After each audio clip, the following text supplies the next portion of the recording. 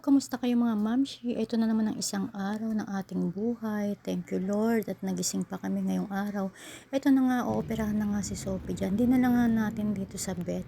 Ito na nga yung araw na schedule ng kanyang operasyon. 2,000 years later. 7 hours nga susunduin na namin si Sophie. Ito na nga, excited na nga ako siyang makita. Excited na malungkot kasi wala na nga yung isang mata niya. Tara na. Patingin niya. Wow, ano na itsura niya? Sophie. Magang-magayan man ha. Kanina, sobrang binagapan si Doc. Bakit po ganun? Magang-maga kasi man matagal na po siya ganyan. Maghihilom, matagal po maghihilom.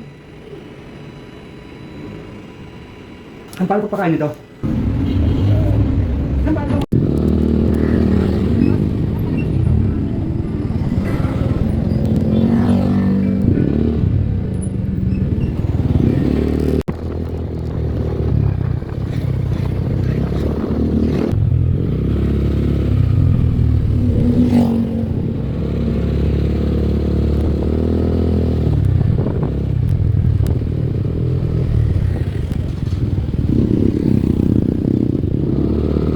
Forward na nga tayo mga may makikita nyo nga yung mata ni Sophie medyo hindi pala medyo magang-maga talaga siya kasi nga sabi ng doktor after 15 days pa daw maghihilom at magko-close yung mga mata niya kaya kailangan yung mga gamot na nareseta at binili namin mapainom sa kanya.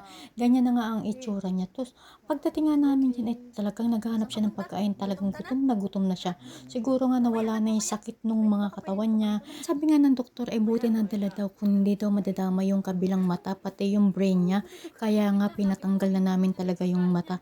Kahit gaano pa kamahal yun, importante gumaling siya. Wala naman yung pera na yun makikitain mo pa naman yun, pero yung buhay ng aso parang tao din yan, diba?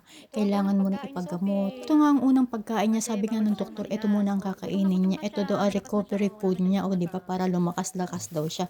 Pero mukhang kahit walang recovery food talagang malakas na siya kasi nga sobrang naghahanap talaga siyang pagkain dahil gutom na nga siya dyan. Makikita nyo nga siya dyan, di ba? Grabe. Kain na kain talaga.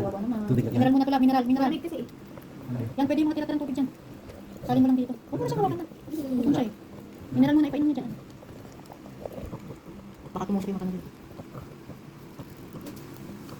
Yan. Boss. Takaw. Wala na. Gusto na, mamaya naman na. Baka sumuka ka naman. Wala na. Hindi mo na siya. Huwag mo na kay ate. Kay ate ka muna. Wala na nga kasi ano.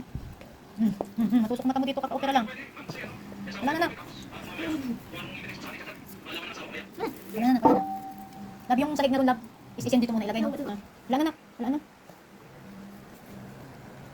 Yan nga yung mga gamot na binigay sa kanya para sa pain reliever, antibiotic yung isa para sa kirot at yung isa naman para sa pamamaga ng mata niya. 2 times a day nga pala ang bigay niya at isa sa umaga, isa sa gabi. So mag-uumpisa na siya mamayang gabi pag inom niyan at sana gumaling siya ng mabilis. Nandito na lamang mga mamshi. Say bye-bye Sophie. Bye-bye.